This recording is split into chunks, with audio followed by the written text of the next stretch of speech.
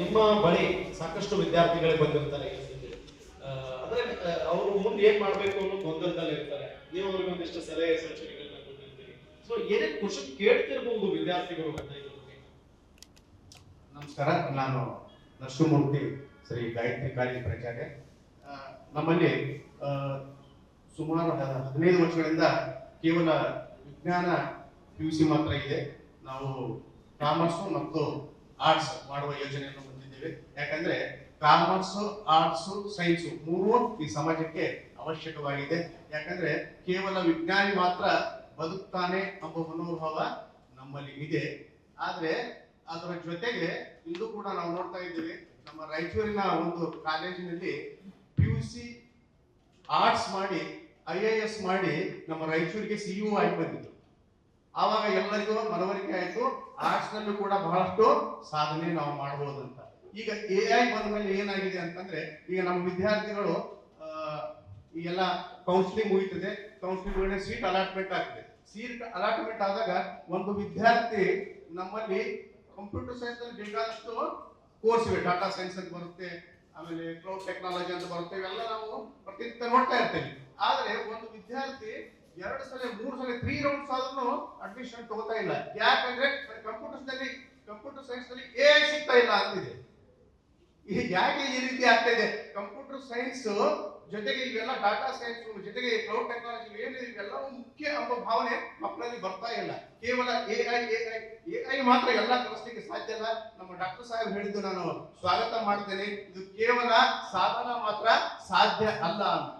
ಯಾಕಂದ್ರೆ ಇದೆಲ್ಲ ವಿದ್ಯಾರ್ಥಿಗಳಲ್ಲಿ ಮನವರಿಕೆ ಆಗಬೇಕು. ಈ ವಿದ್ಯಾರ್ಥಿಗಳ ಮನೋಭಾವನೆ ಏನಿದೆ ಅಂದ್ರೆ ಕೇವಲ ಸೈನ್ಸ್ ಮಾಡಬೇಕು, ಸೈನ್ಸ್ ನಲ್ಲಿ ಸೈನ್ಸ್ ಮಾಡಿ ಇಂಜಿನಿಯರಿಂಗ್ ಹೋಗ್ಬೇಕು, ಇಂಜಿನಿಯರಿಂಗ್ ನಲ್ಲಿ ಸಾಫ್ಟ್ವೇರ್ ಇಂಜಿನಿಯರ್ ಆಗಬೇಕು, ಒಳ್ಳೆ ಪ್ಯಾಕೇಜ್ ಪಡಿಬೇಕು. ಕೇವಲ ಅಷ್ಟರಲ್ಲೇ ಯಾಕಂದ್ರೆ ಒಂದ್ ವೇಳೆ ಸುಮಾರು ಮೊನ್ನೆ ಸಿದ್ದರಾಮಯ್ಯ ಅವರೇ ಹೇಳಿದ್ರು, ಕೇವಲ 20 ಒಂದು ಇಂಜಿನಿಯರಿಂಗ್ ಕಾಲೇಜ್ ಉದ್ಘಾಟನೆಗೆ ಹೋಗಿದ್ರು ಅವರು. ಅಲ್ಲಿ ನೋಡಿದ್ರು ಒಂದು 20% ಮಂದಿಗೆ ಮಾತ್ರ ಕ್ಯಾಂಪಸ್ ಆಯ್ತು ಕಾಲೇಜ್ನಲ್ಲಿ. ಅದಕ್ಕೆ ಬೇರೆ 80% ವಿದ್ಯಾರ್ಥಿಗಳು ಏನ್ ಮಾಡಬೇಕು ಅಂದ್ರೆ ಕೇವಲ ಇಂಜಿನಿಯರಿಂಗ್ ಆಗಿರ್ಬೋದು. ಇಂಜಿನಿಯರಿಂಗ್ ಆದಾಗ ಕೂಡ ಅವನಲ್ಲಿ ಬಹಳಷ್ಟು ಸ್ಕಿಲ್ಸ್ ಅನ್ನು ಅವನು ಬೆಳೆಸ್ಕೊಳ್ಬೇಕಾಗ್ತದೆ. ಬಹಳಷ್ಟು ಇಂಜಿನಿಯರ್ ಮೊನ್ನೆ ಒಂದು ಪೇಪರ್ನ ಒಂದು ಆರ್ಟಿಕಲ್ ಓದಿದೆ ನಾನು. ಒಬ್ಬ ಇಂಜಿನಿಯರಿಂಗ್ ವಿದ್ಯಾರ್ಥಿ ಬೆಂಗಳೂರಿನಲ್ಲಿ ನೌಕರಿ ಸಿಗದೆ ಮತ್ತೆ ತನ್ನ ಹೊಲಕ್ಕೆ ಹೋಗಿ ವ್ಯವಸಾಯ ಮಾಡಿ ಅವರಿಗಿಂತ ಹೆಚ್ಚು ಗಳಿಸಿದ ಉದಾಹರಣೆಗಳು ನಮ್ಮಲ್ಲಿ ಇದೆ. ಅದಕ್ಕೆ ನಾನು ಹೇಳಿಕ್ಕೆ ಬಯಸೋದಂದ್ರೆ ಆರ್ಟ್ಸ್, ಸೈನ್ಸ್ ಮತ್ತು ಕಾಮರ್ಸ್ ಮೂರುಗಳನ್ನು ಸಮಾನವಾಗಿ ನಮ್ಮ ಎಲ್ಲಾ ಕಾಲೇಜಿನವರು ಅವೆಲ್ಲಾ ಕೋರ್ಸ್ಗಳನ್ನ ಕಲಿಸಬೇಕು. ವಿದ್ಯಾರ್ಥಿಗಳಿಗೆ ಆರ್ಟ್ಸ್ ಮಾಡಿದ್ರು ಕೂಡ ಭವಿಷ್ಯ ಇದೆ. ಯಾಕಂದ್ರೆ ಆರ್ಟ್ಸ್ ಈಗ ನಾವು ನಮ್ಮ ಬೆರಳಿನ ತುದಿನಲ್ಲೇ ಬೇಕಾದಷ್ಟು ಮಾಹಿತಿ ನಮಗೆ ಸಿಗ್ತಾ ಇದೆ. ಅದು ಏನಿದ್ದು ಕೂಡ ಸಾಧ್ಯ ಆಗಿರ್ಬೋದು ಅಂತ ಹೇಳ್ತೇನೆ ನಾನು. ಕಂಪ್ಯೂಟರ್ ಓಪನ್ ಮಾಡಿದ್ರೆ ಸಾಕು, ಮೊಬೈಲ್ ಓಪನ್ ಮಾಡಿದ್ರೆ ಸಾಕು, ಗೂಗಲ್ ನಲ್ಲಿ ಸರ್ಚ್ ಮಾಡಿದ್ರೆ ಸಾಕು. ಇವತ್ತು ನಾವು ಆರ್ಟ್ಸ್ ಮಾಡಿರ್ಬೋದು, ಕಾಮರ್ಸ್ ಮಾಡೋದು ಬಹಳಷ್ಟು ಅವಕಾಶಗಳಿವೆ. ವಿದ್ಯಾರ್ಥಿಗಳು ಅವುಗಳನ್ನ ಸ್ವೀಕಾರ ಮಾಡಿ ಅವುಗಳಲ್ಲಿ ಸಾಧನೆ ಮಾಡುವಂತ ಒಂದು ಪ್ರಯತ್ನವನ್ನು ಅವ್ರು ಮಾಡಬೇಕು. ಆ ಮನೋಭಾವವನ್ನು ಬೆಳೆಸಬೇಕು. ಯಾವ ರೀತಿಯಾಗಿ ಕೇವಲ ಇದು AI ಎಂಬುದು ಒಂದು ಟೂಲ್ ಮಾತ್ರ, ಅದು ಸಾಧನ ಮಾತ್ರ, ಅದು ಎಲ್ಲ ಅಲ್ಲಿಗೆ ಸಾಧ್ಯ ಇಲ್ಲ. ಇದನ್ನು ಆಪರೇಟ್ ಮಾಡೋದು ಮನುಷ್ಯ ಎಂಬ ಸತ್ಯವನ್ನು ನಾವು ತಿಳ್ಕೊಳ್ಬೇಕು. ಅದರ ದಾಸನಾಗೋಕೆ ಪ್ರಯತ್ನ ಮಾಡಬಾರ್ದು. ಅದನ್ನ ನಮ್ಮ ಒಂದು ಸಲಕರಣೆಯನ್ನಾಗಿ ನಾವು ಉಪಯೋಗ ಮಾಡಬೇಕು ಅಂತ ಹೇಳ್ತಾ ನಾನು ಹೇಳ್ತೇನೆ. ಸರ್, ನೀವೇನು ಹೇಳ್ತೀರಿ? ಈಗ ಆರ್ಟ್ಸ್ ಆಗಿರ್ಬಹುದು, ಅಂದ್ರೆ ಸಹಜವಾಗಿ ಕಾಮರ್ಸ್ ವಿದ್ಯಾರ್ಥಿಗಳು ಕೂಡ ಬಹಳ ಗೊಂದಲದಲ್ಲಿ ಇರ್ತಾರೆ, ಮುಂದೆ ಏನ್ ಮಾಡೋದು ಅಂತ. ಅದೇ ರೀತಿಯಾಗಿ ಆರ್ಟ್ಸ್ ಜೊತೆಗೆ ಸೈನ್ಸ್, ನೀವು ಯಾರಿಗೆ ಏನ್ ಸಲಹೆ ಕೊಡಕ್ ಇಷ್ಟಪಡ್ತೀರಿ? ಏನ್ ಮಾಡಿದ್ರೆ ಒಳ್ಳೇದು ಅಂತ ಹೇಳ್ತೀರಿ? ಸರ್, ನಾನು ಒಳ್ಳೇದಾಯ್ತು. At an outset, I take this opportunity to thank Guarantee News, AD6 and Cambridge for providing a platform to discuss. ನಾನು ಆಕಸ್ಮಿಕವಾಗಿ ನನ್ನ ಸೈನ್ಸ್ ಸ್ಟೂಡೆಂಟ್ಸ್ ಮಕ್ಕಳಿಗೆ ಏನೇನು ಅವಕಾಶ ಇದಾವೆ ಅಂತೇಳಿ ಒಂದು ಡಿಸ್ಪ್ಲೇನ ಮಾಡೋಣ ಅಂತೇಳಿ ಪ್ರಿಂಟ್ಗೆ ನಿನ್ನೆ ತಾನೇ ಡಿಸೈನ್ ಮಾಡಿ ಕೊಟ್ಟಿದ್ದೆ. I just want to read out, ಎಲ್ಲರಿಗೂ ಯೂಸ್ ಆಗ್ಬೋದು ಅಂತ. ಜಸ್ಟ್ ಅಲ್ಲಿ ಸೈನ್ಸ್ ಅಪಾರ್ಚುನಿಟಿ ನೋಡಿ. PCMB ಕೋರ್ಸ್ ಆದ ನಂತರ ಮೆಡಿಕಲ್ ಫೀಲ್ಡ್ ಅಲ್ಲೇ MBBS, BDS, BAMS, BHMS, BNYS ಅಂದ್ರೆ yoga, naturopathy and yoga, BUMS Unani medical, PPT physiotherapy, BSc nursing and BBSc veterinary science. ಇದು ಒಂದು ಸ್ಟ್ರೀಮ್, ಮೆಡಿಕಲ್ ಸ್ಟ್ರೀಮ್ ಅಂತ ಹೇಳ್ತೀವಿ. ಅದರಲ್ಲಿ ಇಷ್ಟೊಂದು ಆಯ್ಕೆಗಳಿದ್ದಾವೆ. ಅದಲ್ಲದೆ ಪ್ಯಾರಾಮೆಡಿಕಲ್ ಅಂಡ್ ಅಲೈಡ್ ಹೆಲ್ತ್ ಕೋರ್ಸಸ್ಗಳು ಅಂತ ಬಂದ್ರೆ PMIT lab technician, BOT BSc radiology and imaging technician courses, BSc anaesthesis and technology, BSc operation theatre technology, BSc dialysis technology, BSc optometry ಅಂದ್ರೆ ಆಡಿಯೋಮೆಟ್ರಿ, ಅಲ್ಲ ಆಪ್ಟೋಮೆಟ್ರಿ ಇದೆ, ಆಡಿಯೋಮೆಟ್ರಿ ಇದೆ, ಕಣ್ಣು ಮತ್ತೆ ಕಿವಿ, BSc cardiology and speech therapy, BSc perfusion technology, BSc critical care technology, BSc emergency and trauma care. ಇನ್ನು ಫಾರ್ಮಸಿಗೆ ಬಂದ್ರೆ 3 ಕೋರ್ಸ್ ಆಪ್ಷನ್ಸ್ ಇದೆ, B pharma, D pharm, pharm D. ಇನ್ನು ಪ್ಯೂರ್ ಸೈನ್ಸ್ ಅಂಡ್ ರಿಸರ್ಚ್ ಈ ಏರಿಯಾದಲ್ಲಿ ಬಂದ್ರೆ ಬೇಕಾದಷ್ಟು ಗ್ರಾಜುಯೇಷನ್ ಕೋರ್ಸ್ಗಳಿದಾವೆ. BSc biotechnology, BSc microbiology, BSc genetics, BSc molecular biology, BSc biochemistry, BSc botany, BSc zoology, integrated MSc programmes ಇದಾವೆ. ಆಮೇಲೆ BSc agricultural via ICAR selection, BSc forestry ಇದೆ. ತುಂಬಾ ಪೊಟೆನ್ಷಿಯಲ್ ಇರೋ field which many students are not aware about. BSc food technology ಇದೆ, BSc nutrition and dietician ಇದೆ. ಇನ್ನು engineering ಬಂದ್ರೆ ಈಗಾಗಲೇ ಸಾಕಷ್ಟು ಮಾತಾಡಿದೀವಿ. BTech in computer science, BE in computer science, BE BTech in civil engineering, BE BTech in mechanical engineering, BE BTech in electronics and communication, BE BTech in AI and ML, BE BTech in chemical engineering, BE BTech in aerospace engineering, BE BTech in biotechnology, BE BTech in agricultural engineering, BE BTech in biomedical engineering. ಇದಿಷ್ಟು biology ಇಂದ ನಾವು ಹೋಗಬಹುದಾದಂತ ಆಯ್ಕೆಗಳು. ಇನ್ನು computer science ಮೇಲೆ ಹೋಗ್ಬೇಕು ಅಂತ ಹೇಳಿದ್ರೆ BE BTech in computer science, BE BTech in information science, BE BTech in AI and ML, BE BTech in civil engineering, BE BTech in mechanical engineering, same in electronics and communication, robotics, then cyber security. Commerce field ಗೂ ಅವರು enter ಆಗಬಹುದು. BCom in computer, BCom in data analysis, PU science ಮಕ್ಕಳು BCom in fintech, BCom in financial tech, BTech in business analytics. ಆಮೇಲೆ IT software ಅಲ್ಲಿ BCA, BSc computer science, BSc information technology, BSc data science, BSc artificial intelligence, BSc cloud computing, BSc software engineering, BSc app development. ಇನ್ನು ಬಹಳಷ್ಟು ನಮ್ಗೆ ಗೊತ್ತಿಲ್ಲದೆ ಇರೋ most potential field IP defence and armed forces course.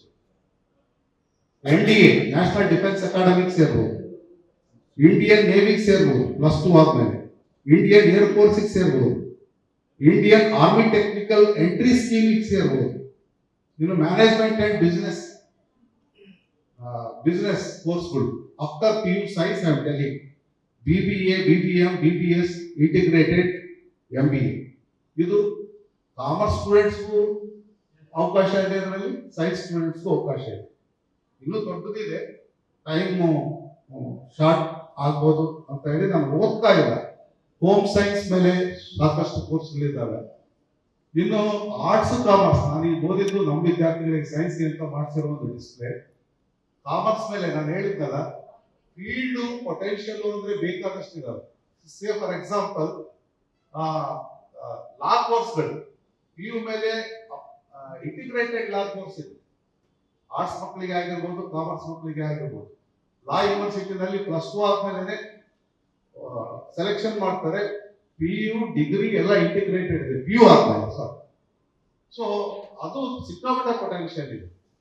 ಆಮೇಲೆ arts ಅಂದ್ರೆ art, cinema, drama, ಅದರಲ್ಲಿ ಬೇಕಾದಷ್ಟು ಕೋರ್ಸ್ಗಳಿದ್ದಾವೆ.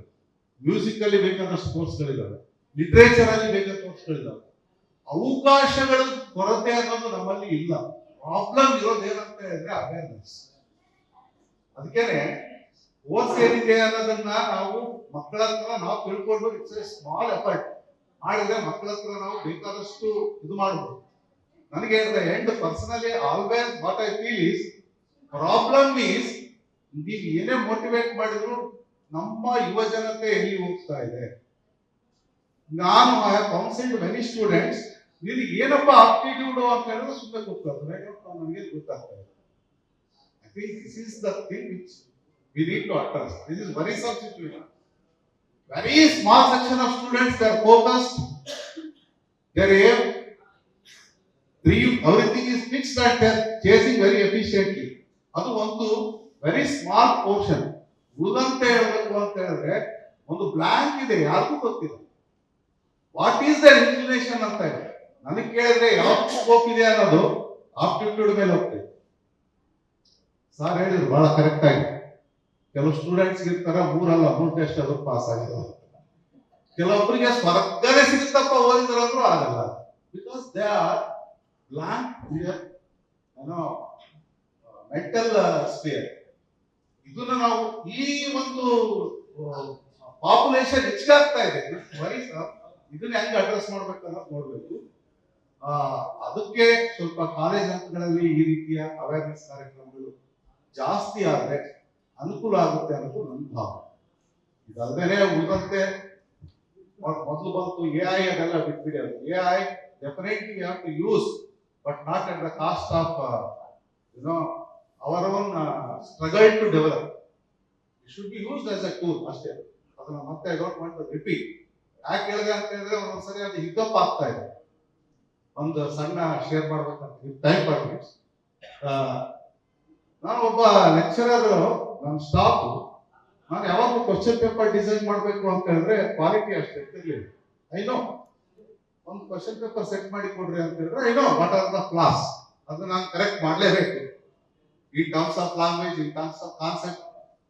ಅಂತ ಒಬ್ಬ ಸ್ಟಾಫ್ ಸಡನ್ ಆಗಿ ತುಂಬಾ ಕ್ವಾಲಿಟಿ ಪೇಪರ್ಗಳನ್ನ ಸೆಟ್ ಮಾಡಕ್ ಶುರು ಮಾಡಿ, I was just astonished, surprise, shock ಎಲ್ಲ ಒಟ್ಟಿಗೆ.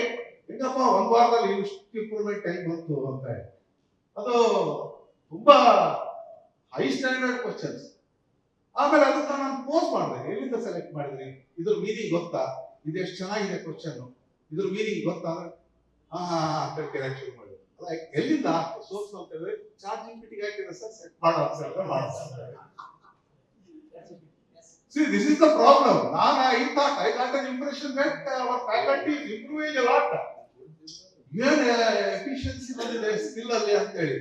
ಬಟ್ ಇದು ತಪ್ಪ ಅಂದ್ರೆ ಓಕೆ, ನಾವು ಎಂಡ್ ಟೆಸ್ಟ್ ಕಂಡಕ್ಟ್ ಮಾಡಕ್ ಸರಿ, but what will happen to my development ಅಂದ್ರೆ ವಿ ಶುಡ್ ನೋ. ಸರ್ ಹೇಳ್ದಂಗೆ, ಪತ್ತಾರ್ ಸರ್ ಹೇಳ್ದಂಗೆ, for what we should depend.